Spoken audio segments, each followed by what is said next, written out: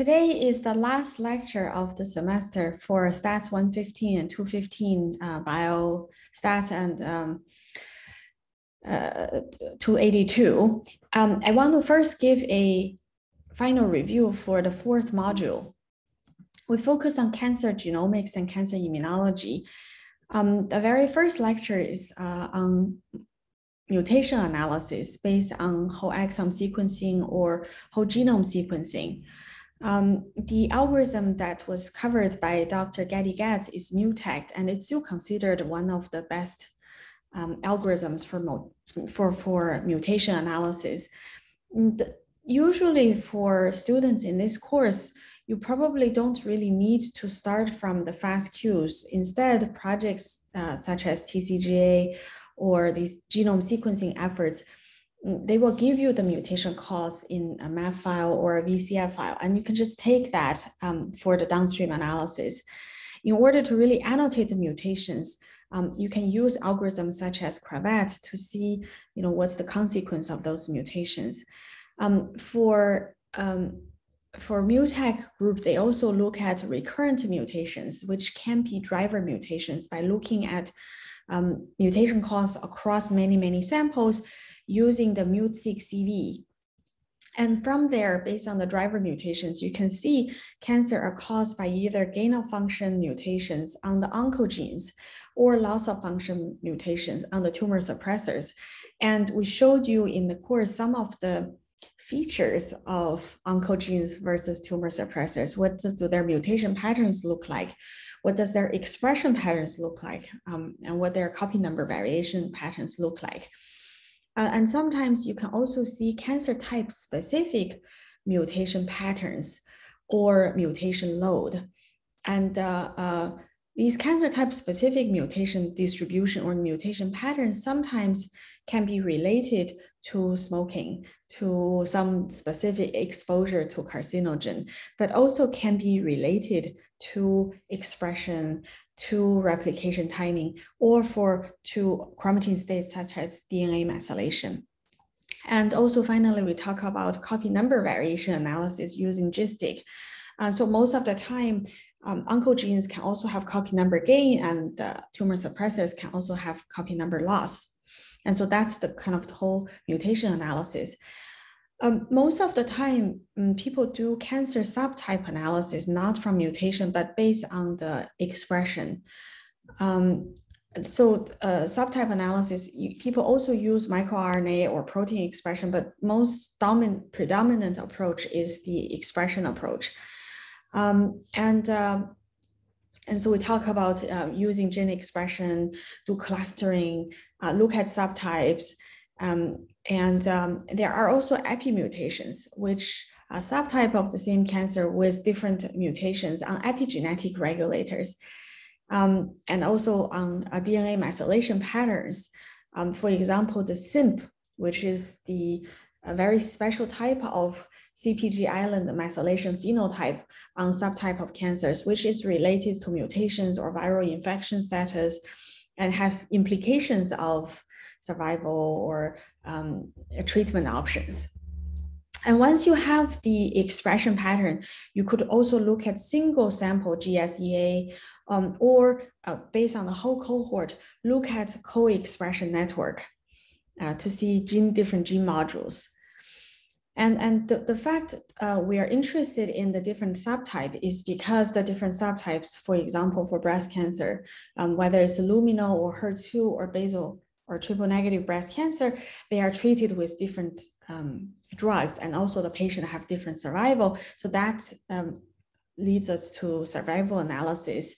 And we know that different from other analysis for survival, there is censoring, which means patient could leave the monitoring. Either they stop getting the treatment or they passed away. And so how do you really look at the data? And for survival analysis, we look at log rank test or Cox pH regression. And so just be very careful when you try our survival analysis. When you have a very big gene list, by weighting the genes differently, you might always get some survival differences.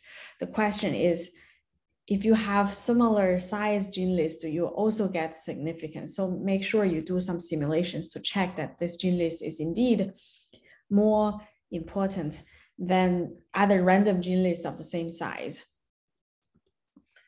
Once we look at the expression and echo exome sequencing, as we mentioned, the key is what do we treat the patient with? So we discussed targeted therapy. We started with early days when people were only treated with radiation therapy or chemotherapy, but targeted therapy is really targeting on the mutations, on the copy number changes, on the unusual high expressions, or on the fusion genes, right? So we need to look at what's the actual drug target. What is the mutation on that drug target gene?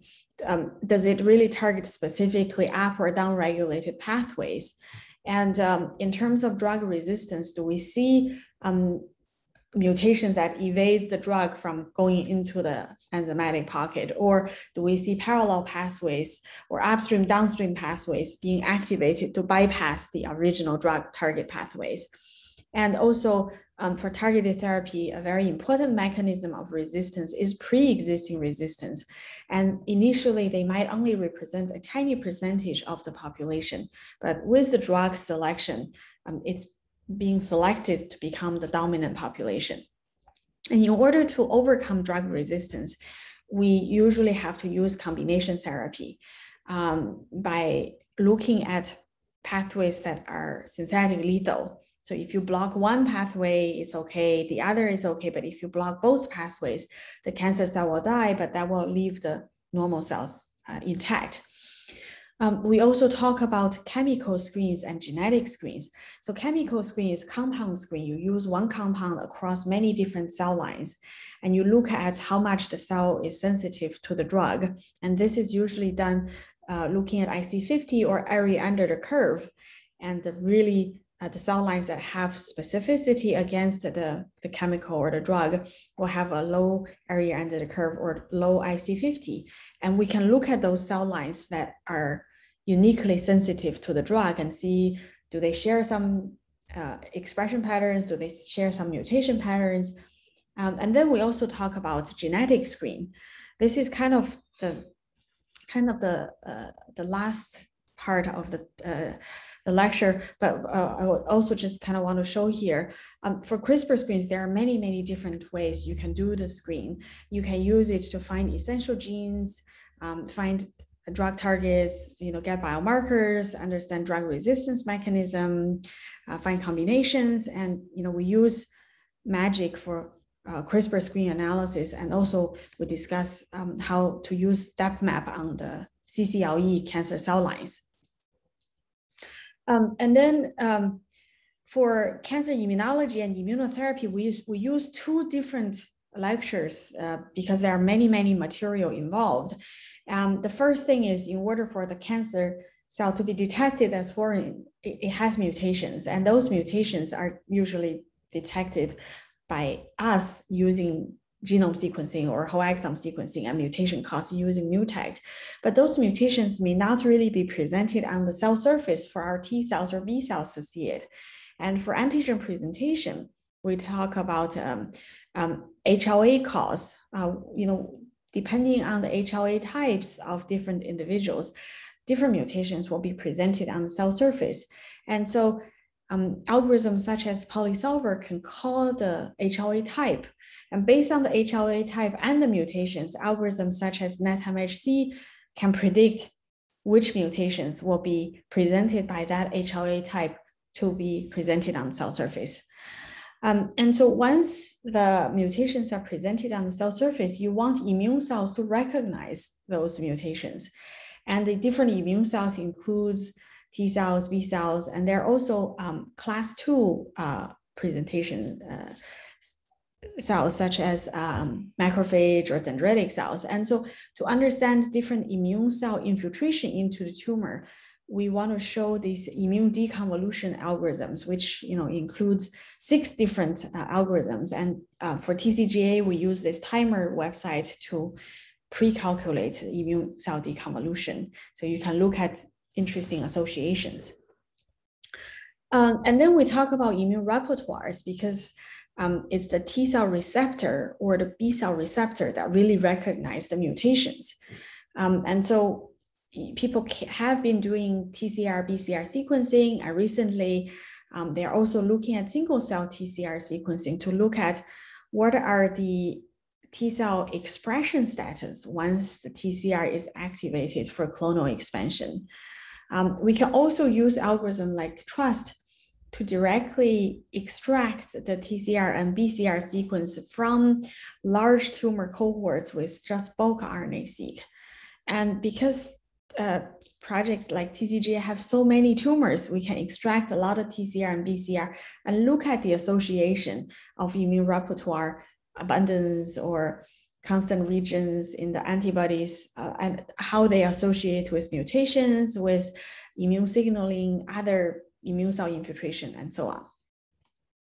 And then in order to really understand immune cell activation, people can look at the bulk RNA-seq. You can look at pathways using single sample GSEA. You can use immune cell infiltration estimation, but you can also use single cell RNA-seq or single cell attack-seq to see what is happening with T cells. What are the T cells going from, for example, naive T cell to a effector T cell to a proliferative T cell to an early exhaustion to a late exhaustion in the tumor microenvironment, and how that influences the patient response to or mouse tumor response to immunotherapy. We also discussed using attack-seq to look at whether there is the early T cell exhaustion epigenetic status versus the fixed T cell exhaustion status. So all of this, the RNA-seq and attack-seq are helping. And finally, the question is how to predict the immunotherapy response. And so we mentioned many factors that are important, such as mutation load. You want this tumor to look very foreign, and CD8 T cell infiltration. You want more T cells to infiltrate the tumor. You want T cell diversity so that different T cells can recognize different mutations. You want PD-L1 levels suggesting that the T cells there are already recognizing the tumor antigen starting the attack. So PD-L1 levels suggest that there are already some immune killing attempt at killing the tumors. Interferon signaling, you want to see whether there are bombs, being thrown at the tumor. And yeah, so there are also, computational algorithms such as TIDE to evaluate whether the T cells are in a really dysfunctional state or whether there are suppressive cells preventing T cell infiltration. Also, we want to use CRISPR screens to improve immunotherapy treatment. So kind of recap on this, using CRISPR, people can either edit the genome or have gene knockout, and also using CRISPR-A or CRISPR-I, you can have inhibition, also activation. And so related to that, in terms of CRISPR screens, we mentioned CRISPR knockout screens or CRISPR-A screens or CRISPR-I screens, and also Perturb-seq or Crop-seq, which integrate CRISPR screens with single-cell RNA-seq. And we talk about different computational approaches here. One is for designing CRISPR to make the cut efficient and not off-target. And so there are sequence preferences, and also try to target the functional domains of the gene, and also those conserved regions in the gene will give you a more efficient CRISPR guide design. And also for CRISPR screen analysis, in the homework, you guys are trying the MAGIC algorithm. For the applications, right, we mentioned here, we want to find the essential genes, the protein marker, how to use CRISPR screen to identify factors influence protein marker expression, such as MHC class 1 expression or PD-L1 expression on the cell surface. We use it to look at cancer vulnerability. We use it to look at drug response biomarkers and resistance mechanisms. And we mentioned this, in vitro CRISPR screen for cancer cells or immune cells, co-culture CRISPR screens of cancer cells with immune cells, or in vivo CRISPR screens where you put the cancer cells in the mice with different drug treatment to look at how cancer cells respond to different immune stimulation. And all of this help us in terms of identifying better combination therapies, combining different immunotherapies, combining targeted therapies with immunotherapies. And I think really to cure cancer, combination therapy and also early detection will be the way to go in the future. Okay, so that's kind of on the fourth module on cancer genomics, precision medicine, and cancer immunology.